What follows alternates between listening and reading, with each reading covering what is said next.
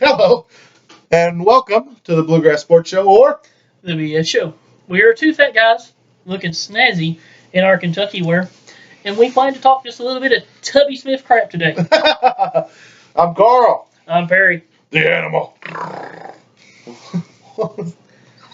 Anyway, today we are playing right off our last video to. If I didn't inform everyone, of course, Big Blue Madness just happened. Of course, Yep. basketball season's upon us. So Great ready time for Kentucky. I'm still going to cheer for our football cats, but I'm ready to stop being stressed about it. Ready to be stressed about something that matters. That's Kentucky basketball. So today, I don't know if it's the shadow or if my beard's just laying over this way. we'll worry about your beard later. But anyways, today, what we going to do? We going to talk Tubby Smith teams. Yep. We're going to put together a starting It's the five. best era of Kentucky basketball. I don't think it was a terrible era, but it's not by far not the best. But we're going to go through, like he did with Patino the first time around. He's going to give his starting five. I'm going to chirp in. And then Wait, we're going to do it opposite this we're time? going to, if you'd let me finish. Okay. This time we're going to go backwards. I'm going to give the starting five for my. Smell good. What? Wouldn't it smell good? That's what happens whenever you're like me and you shower. But anyways. Are you saying I'm stinky? I'm just saying I showered. If you have a guilty conscience about the aroma coming from your bate, that is on you, sir. My body odor smells delicious. Go ahead. I am hungry. But anyways, what I'm going to do, I'm going to go through, give my opinion as to what would be the starting five for an all-Tubby team. Mm-hmm. You're more than welcome to chime in with any suggestions that you might feel. Now, starting at point guard, and there's a certain gentleman in Richmond that's going to see this and going to want to choke me because he wants me to say Cliff Hawkins. He's dying for me to say Cliff Hawkins. But you're crazy to think that the best point guard to come out of the Tubby era isn't Rajon Rondo. Right. I mean, I understand wanting to have Cliff Hawkins. Cliff Hawkins was fantastic. He was. I get a good player. But you're looking at someone who was drafted in the first round with Rondo based off of what he did at Kentucky versus a guy that went undrafted in Cliff Hawkins and never played professional basketball. To me, this is an easy cut and dry decision. Mm-hmm. Now, you may differ. Of course, do you have any opinions towards the point guard selection? Yeah, I like Rondo. You like Rondo? Well, do you like my shooting guard? I've got Keith Bogans. Oh, yeah. Yep. Keith Bogans, All-American at the University of Kentucky his awesome. Senior season, of course, with Cliff Hawkins on the 03 team that went into the NCAA tournament on a 27-game win streak. Number one seed.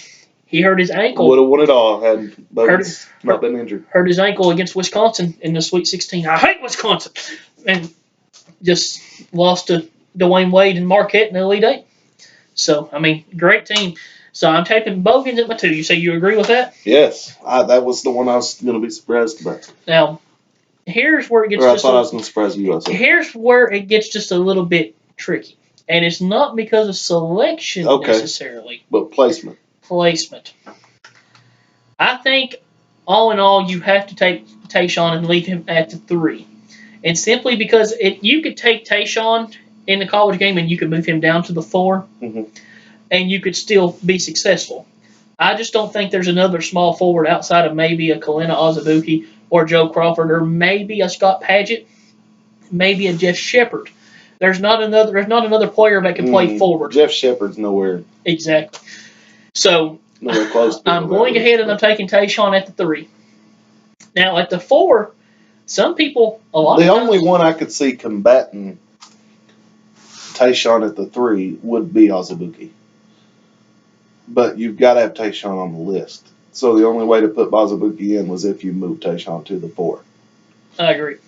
But would you take Azubuike before you would take my power forward in Chuck Hayes? If you're playing him at power forward, no. Chuck Hayes played center in the league, and he did it for a long time. He did. At 6'6", because he played center in the NBA. He was good. Chuck Hayes was stout. He was stout as a bear. Yes, he was. And Chuck Hayes, a phenomenal player. This is another one, like the kid Gilchrist, that just relentless and won't quit. The heart. He will try till he absolutely can't anymore. He's going to give it his all. You remember whenever I think he had a cheekbone injury and he wore the mask? Mm-hmm. God, I love it.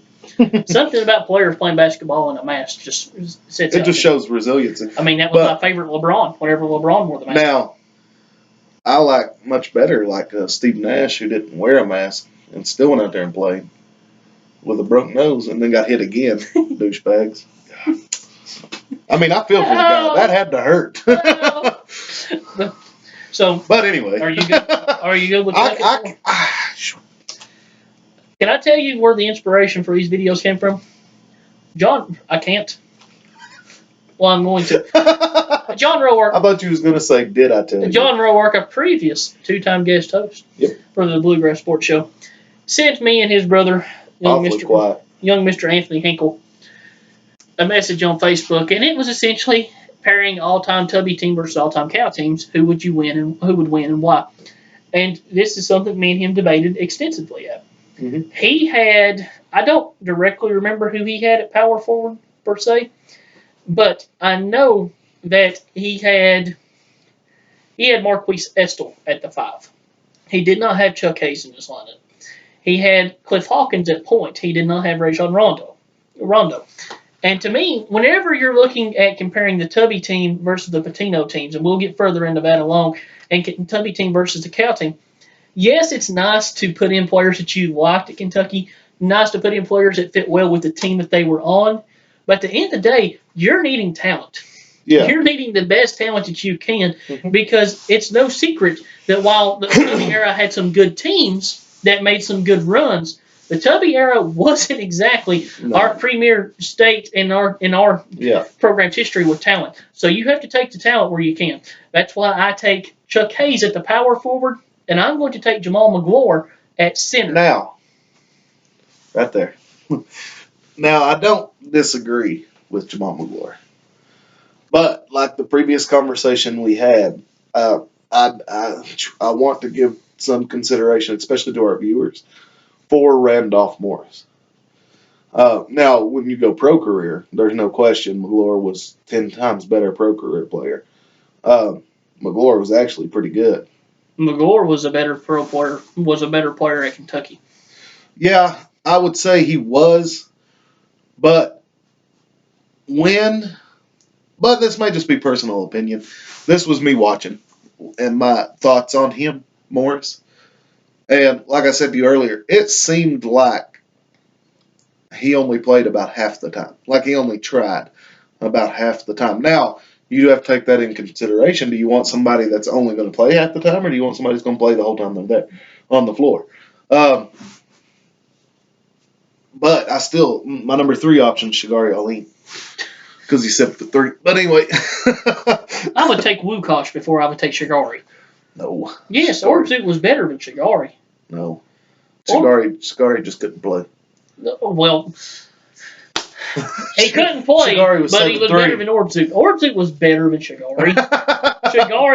Shagari's best moments may have outshined, maybe in some situations, Orbzut's best moments, but I would take Wukosh every day. Are you saying Wukosh? Wukosh. It's Lukosh. Wukosh, whatever. I think it's Wukosh. I don't think so. I think it's Orbzut.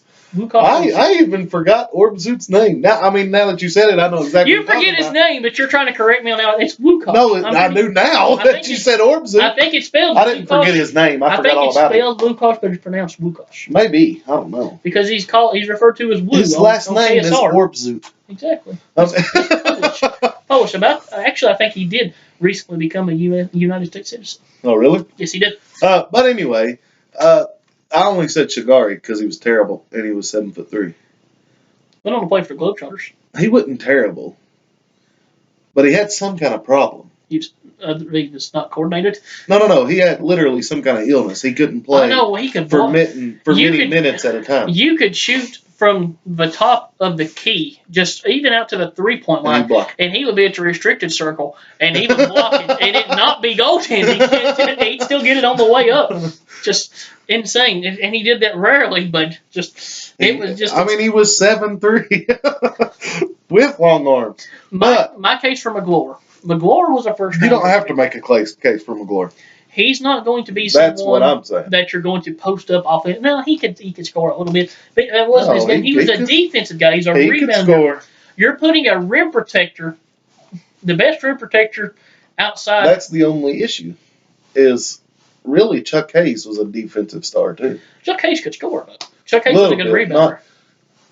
Chuck Hayes had a good back to the basket game. Well, in college, yeah, I could see that.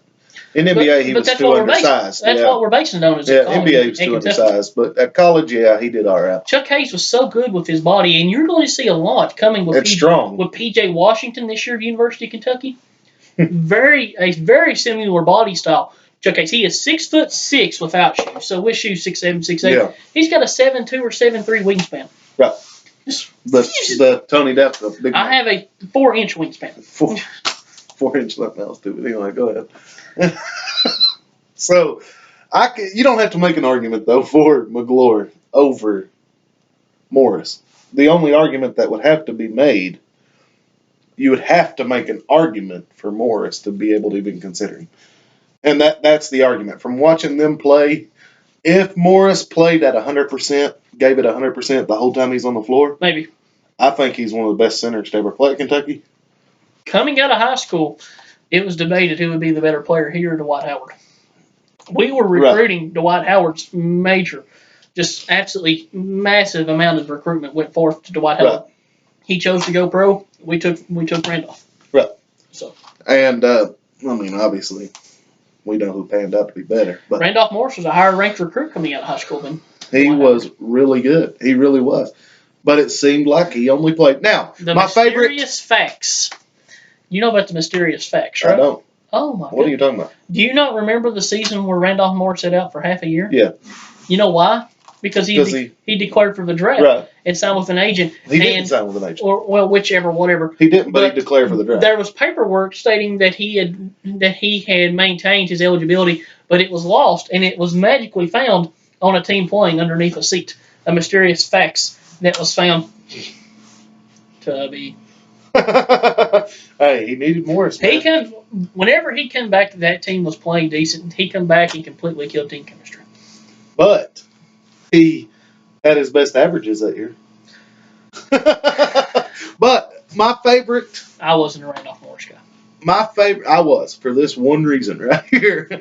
My favorite memory of Randolph Morris was Joakim Noah, whom I hate, was playing for Kentucky. He wasn't playing for Kentucky. Playing for Florida, playing against Kentucky. My bad.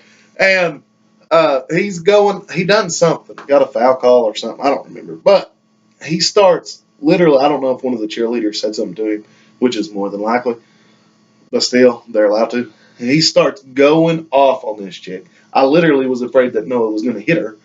That's how mad he was at her. And I kid you not, Morris sees it, so he walks over to them, literally does this right here, standing right beside Joakim Noah.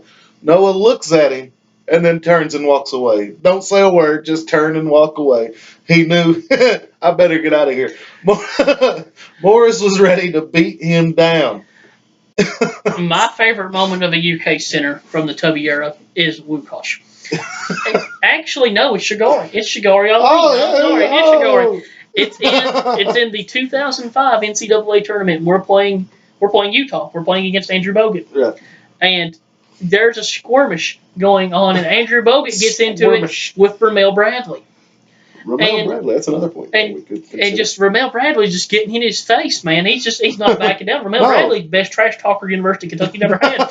He's the Gary Payton at the University of Kentucky, just talking trash. And he's just in Bogut's face, and it just looks like this huge Australian is about ready to choke slam. And then Shigari Aline just turns Ramel Bradley around and pulls him away. And instead of getting in Bogut's face, he gets in Bradley's face, tells him to calm down, and he does this. And points down at his face because he's this much up. Oh, God. That's my favorite. That might be my favorite moment under the Tubby Gillespie reign. Or the Tubby Smith reign. Tubby Gillespie boys.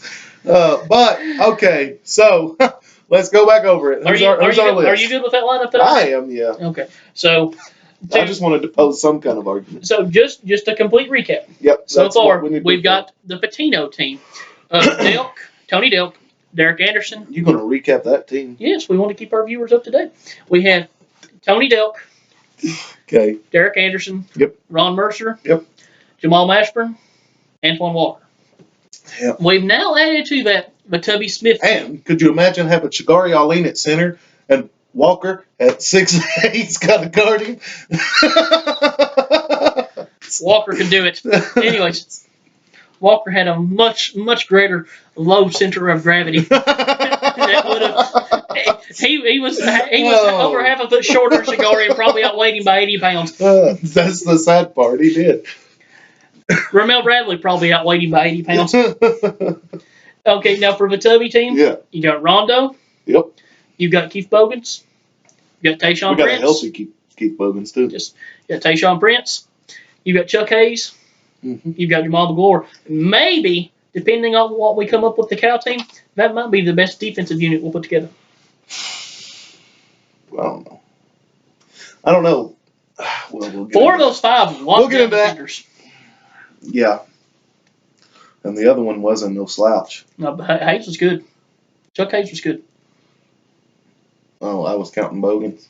Bogans was a That's what I'm saying. That's the reason why Bogans stuck around in the NBA was for his defense. That was Hayes' strong suit too, was defense. But all 5 really good defenders. Yeah. I like that team. Just a very slow pace. Yeah. And that's going to be Tubby. Well, you don't have to play a slow pace. If we had team. Patino or Cal with the same talent that what Tubby had, just the pace that we would have played with those players, that's what I'm saying. You could have won 2 more national titles. That pace, that team can go. That's not we have to play a slow team. But we have to put it at slow because it's Tubby. It's Tubby's team. We have to put it at slow. It's Tubby's team. So, he's going to sit over there and he's going to take off his jacket and he's going to have sweat showing through his light blue shirt and he's going to have his eyes. Oh, jeez. You remember the eyes? Finish the video. Okay, next video coming up. We're going to dig into the Calipari team. The Cal team. Likely just going to be absolutely silly with talent. So that will be coming. Absolutely silly. That will be coming to you very soon. Peace, love, smooches. Peace? Really? Peace? Peace. Are you saying peace? I said peace, love, and smooches, not just peace. Not just peace. It's different. Peace, love, and smooches. Anyway, guys. Thank you for watching. If you liked it, hit that like button and that subscribe button. Why the heck you waving already? Anyway. I saw somebody waving at me. Oh, okay. That must have been Shaq. I see you. Definitely. He looks kind of creepy in this one. You want to know when we're going to make an all-Dale Brown team for LSU? He wouldn't be. We could do it. Yes. Why wouldn't he? I'm kidding. Anyway. Him, the pistol. That's about Chris Jackson. Please do that again. No, the first time. You got to do it exactly the same. You can't. Anyway. Where was I at? You've completely lost me here. Tell them bye. Facebook. Like us on Facebook, Bluegrass Sports Show, Twitter, Bluegrass Sport 2. Share with your friends. Get us more viewers. We still are waiting. Jake Benj, you the only man been sharing. You my man. I know. I seen that. That was very nice. Jake, thank you, sir. I love you, brother. But we want to do the video where you all can call in. Jake Benj probably would. Yes. So we want to do that video, but we got to hit 50. We're saving it. We got to hit 50. So help us out. He's trying. But a one-man army, man. We need more than that. But anyway, guys, as always, thank you for watching. You're all I need, Jake. And tune in for the next one because it's going to be fun. See you guys later.